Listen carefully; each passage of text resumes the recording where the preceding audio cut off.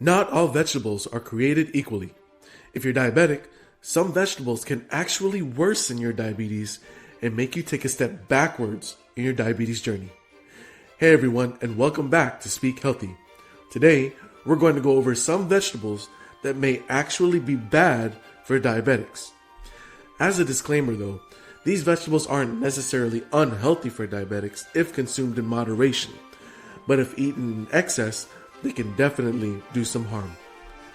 I also wanted to mention that if you're having trouble getting your blood sugars on track, please check my link down below in the description for an oral supplement that will get your levels down within a few weeks. Okay, now for the first vegetable. Potatoes. Potatoes are a starchy vegetable and are rich in carbohydrates, specifically in the form of starch and sugars. When potatoes are consumed, they are broken down into glucose, a type of sugar, by the body's digestive system. This glucose then enters the bloodstream and causes an increase in blood sugar levels. For people with diabetes, this can be problematic, as their bodies may have difficulty regulating blood sugar levels. Consuming too many high carbohydrate foods, like potatoes, can cause blood sugar levels to spike, which can be harmful to health over time. Sweet potatoes, on the other hand, are a good alternative to regular potatoes for people with diabetes. While they are still relatively high in carbohydrates, they are also rich in fiber, vitamins, and minerals, which can help slow down the absorption of glucose into the bloodstream. This means that sweet potatoes are less likely to cause a rapid increase in blood sugar levels. However, it's still important for people with diabetes to consume sweet potatoes in moderation, as they are still a source of carbohydrates. Corn. Corn is a starchy vegetable that contains a relatively high amount of carbohydrates, which can cause a rapid increase in blood sugar levels in people with diabetes. Consuming high carbohydrate foods like corn can make it challenging for people with diabetes to manage their blood sugar levels and can contribute to long-term complications if not managed properly. In addition to being high in carbohydrates, canned corn products can also contain added sugars, which can further increase blood sugar levels. Reading food labels carefully is important for people with diabetes to identify and avoid canned corn products that contain added sugars. However, it's worth noting that fresh corn can still be a healthy part of a balanced meal plan for people with diabetes if consumed in moderation. Fresh corn contains fiber, vitamins, and minerals, which can offer several health benefits. The key is to balance the consumption of corn with other low-carbohydrate vegetables and proteins in a well-balanced meal plan. It's also important to consider the way corn is prepared. For example, corn on the cob can be a healthier option compared to cream corn or cornbread, which often contain added sugars and fats. Roasting or grilling fresh corn with a small amount of olive oil and herbs can be a delicious and healthy way to enjoy this popular vegetable. Beets. Beets are a root vegetable that are naturally sweet and contain a significant amount of carbohydrates in the form of natural sugars. However, beets are also a good source of fiber, which can help slow down the absorption of glucose into the bloodstream. Fiber also promotes digestive health and can help reduce the risk of heart disease, which is a common complication of diabetes. Beets are also rich in other nutrients, such as folate, potassium, and vitamin C. These nutrients are essential for overall health and can help support healthy blood pressure, immune function, and more. Roasting or steaming beets is a healthy way to prepare them without adding extra fats or sugars. Beet greens can also be consumed, as they are a good source of fiber, vitamins, and minerals. Peas. Peas are a type of legume that are relatively high in carbohydrates, specifically in the form of starch and sugars. When consumed, these carbohydrates are broken down into glucose and can cause a rapid increase in blood sugar levels in people with diabetes. However, peas are also a good source of protein and fiber, which can help slow down the absorption of glucose into the bloodstream. Protein and fiber also promote feelings of fullness and can help regulate appetite, making them an important component of a diabetes-friendly diet. In addition to protein and fiber, peas are also a good source of vitamins and minerals, including vitamin C, vitamin K, and folate. Fresh or frozen peas are a healthier option compared to canned peas, which may contain added sugars and sodium. Peas can be cooked and used in a variety of dishes, such as soups, stews, salads, and side dishes.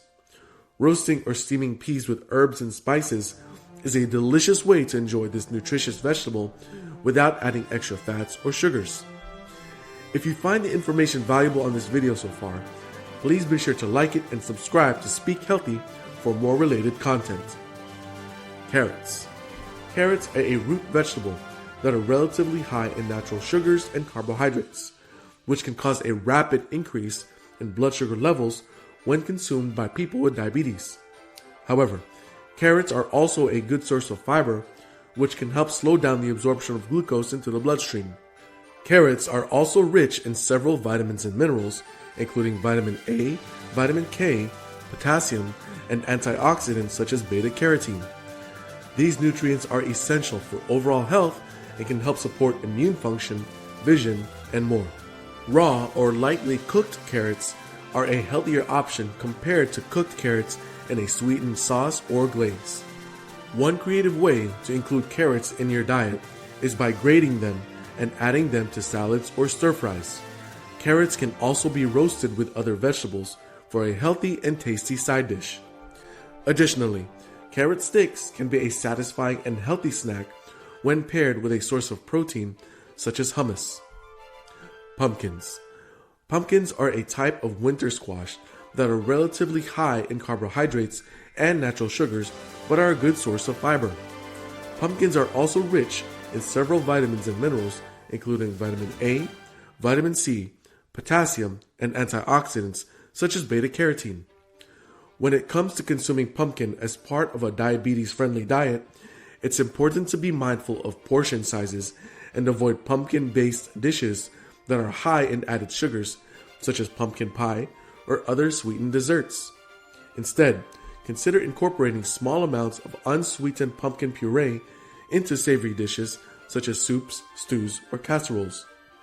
Roasted pumpkin seeds are also a healthy and satisfying snack option that are rich in protein, healthy fats, and fiber. However, it's important to be mindful of portion sizes and avoid pumpkin seeds that are coated in salt or other added sugars. Winter squash. Winter squash is a type of squash that includes varieties such as butternut, acorn, and spaghetti squash.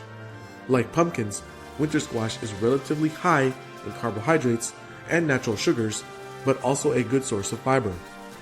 Winter squash is also rich in several vitamins and minerals, including vitamin A, vitamin C, potassium, and antioxidants such as beta-carotene. Winter squash can also be used as a healthy and low-carbohydrate substitute for pasta in dishes such as spaghetti squash noodles. Additionally, roasted winter squash seeds are a healthy and satisfying snack option that are rich in protein, healthy fats, and fiber. Plantains. Plantains are a starchy vegetable that are a common ingredient in Caribbean, African, and Latin American cuisines. They are often cooked and served in a similar way to potatoes, but are slightly sweeter in taste and have a firmer texture. However, like potatoes, plantains are relatively high in carbohydrates and can cause a rapid increase in blood sugar levels when consumed by people with diabetes. Despite their high carbohydrate content, plantains are also a good source of fiber, which can help slow down the absorption of glucose into the bloodstream. Additionally, plantains contain several vitamins and minerals, including vitamin A, vitamin C, potassium, and magnesium.